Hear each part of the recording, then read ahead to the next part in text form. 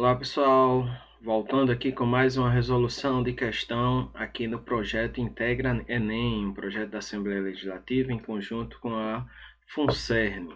Então a questão 8 diz o seguinte: a lua com seus encantos esteve sempre povoando a imaginação dos artistas e estimulando grandes ideias nos homens da ciência. Palco de grandes conquistas científicas, o ambiente lunar, comparado com o da Terra, possui um campo gravitacional fraco, o que torna impossível a manutenção de uma atmosfera na Lua. Sem atmosfera, não há nada que filtre a radiação solar ou queime os meteoritos que frequentemente caem e criam crateras no solo lunar. Primeira informação, lembrando da nossa prova, né? A gente precisa circular que lá na Lua não tem atmosfera, tá certo? Após esse breve comentário sobre a Lua, a professora Luana apresentou um painel ilustrativo ilustrando uma situação vivida por dois astronautas, Brian Robert. No painel constavam o panorama no solo lunar cheio de crateras, um céu escuro, bem diferente do normalmente azulado aqui na Terra, e um belo flagrante da imagem de Brian refletida no capacete de Robert. Luana afirma que o capacete de Robert está funcionando como um espelho convexo, outra coisa que eu preciso circular, tá certo? Bom, aí aqui na imagem diz: Brian, você percebeu o forte tremor no solo devido ao impacto do meteorito que caiu aqui perto? Você já fez experiência para medir tempo de queda de objetos de massa de massa e formas diferentes quando soltos de uma mesma altura? Considerando as informações e as imagens apresentadas, podemos concluir que a imagem do capacete de Robert é real e o tempo de queda na experiência de Brian é o mesmo para qualquer corpo. Letra B. A imagem do capacete de Robert é virtual e o impacto do meteorito não é audível pelos astronautas. Letra C. O impacto do meteorito é audível pelos astronautas e o tempo de queda na experiência de Brian é o mesmo para qualquer corpo. Letra D. A ausência de atmosfera na Lua torna o céu escuro e faz com que os corpos na experiência de Brian caiam com acelerações diferentes. Então vamos lá, vamos recapitular aqui algumas informações. Pessoal, primeiro, o som ele é um exemplo de uma onda, tá? E essa onda, ela é uma onda chamada de onda mecânica. Por que ela é chamada de uma onda mecânica? Porque ela precisa de um meio material para poder caminhar, para poder ser levada de um ponto a outro. E aí a gente percebe que na Lua, esse som ele não consegue se propagar.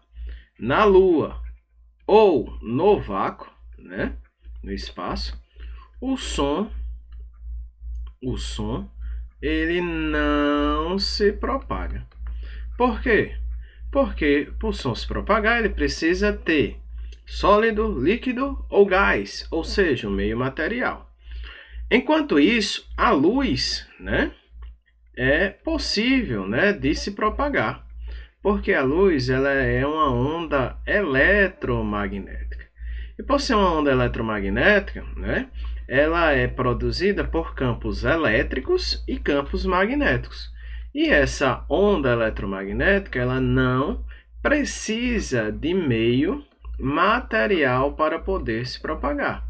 Então ela vai viajar pela Lua, pelo vácuo e assim sucessivamente, tá certo? Então essa informação a gente já vai utilizar daqui a pouco na nossa questão. Uma outra informação que foi dada aí, né, eu pedi até para circular, é que o capacete ele funciona, né, do astronauta como um espelho convexo, tá?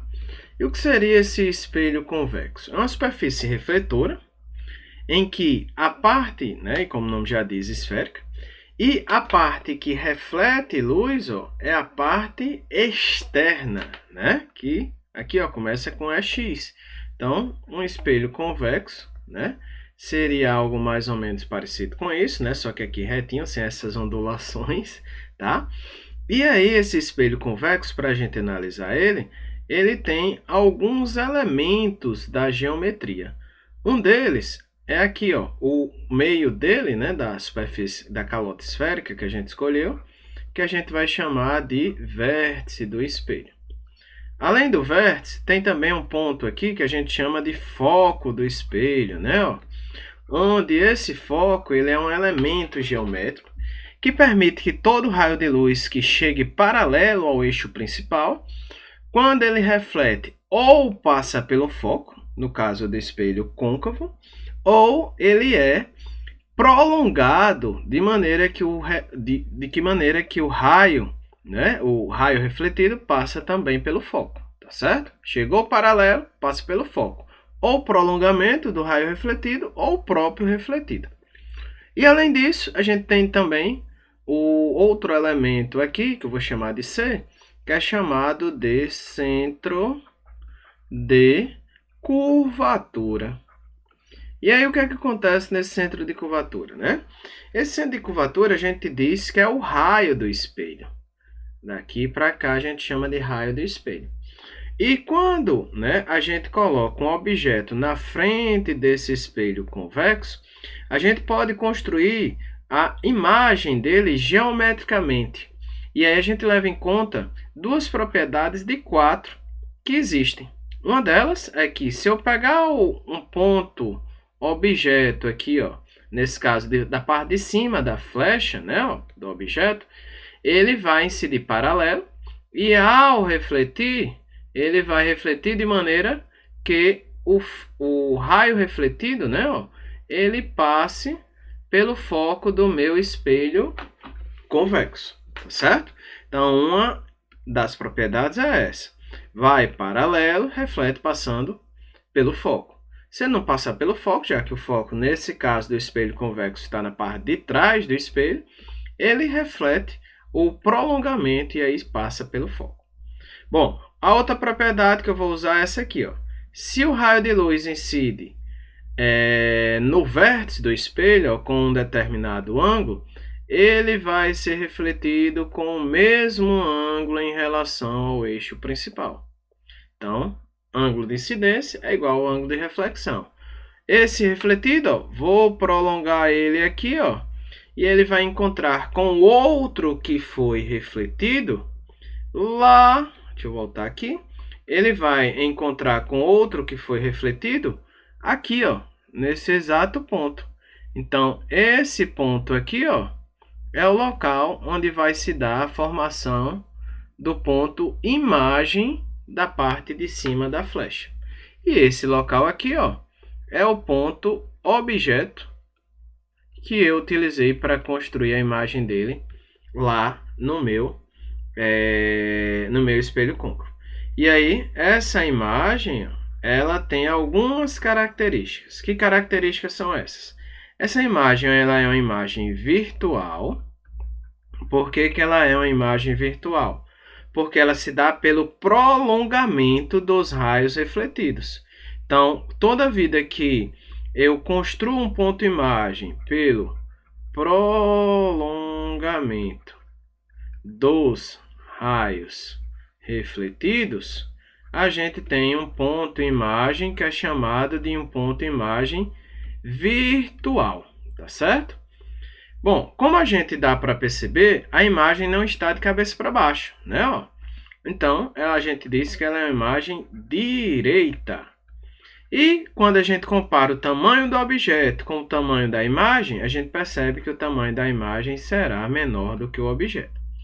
Então, o espelho convexo, né, você já deve ter entrado aí em algum estabelecimento comercial, em alguma conveniência que tem desse tipo de espelho. Ele é um espelho que é muito utilizado para ajudar no monitoramento da segurança desses locais, porque ele reduz o tamanho da imagem e a gente consegue enxergar mais coisas por ele, tá certo?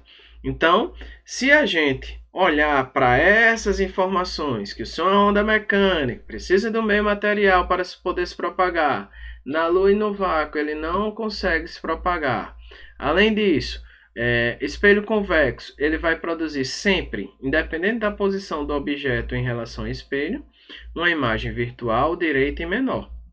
E a gente olhar para as alternativas, a gente vai encontrar uma alternativa correta como sendo a letra B de bola, tá? Que diz que a imagem do capacete de Robert é virtual, o impacto do meteorito não é audível pelos astronautas. Aproveitando a oportunidade, né, é sempre bom lembrar que, como na Lua não existe atmosfera, também não existe resistência do ar. Então, se a gente soltar, né, dois objetos que tenham massas diferentes, por exemplo, um martelo e uma pena de um animal, né, é possível ver que eles vão cair ao mesmo tempo quando soltos de uma mesma altura, abandonados de uma mesma altura, tá certo? E vou deixar aqui nas informações do vídeo, nos cards, o vídeo da experiência, né, desses astronautas soltando o martelo e a pena. Além disso, vou deixar um videozinho da construção das imagens nos espelhos esféricos, tá? Quem quiser, fique à vontade para reforçar esse conteúdo. Até a próxima!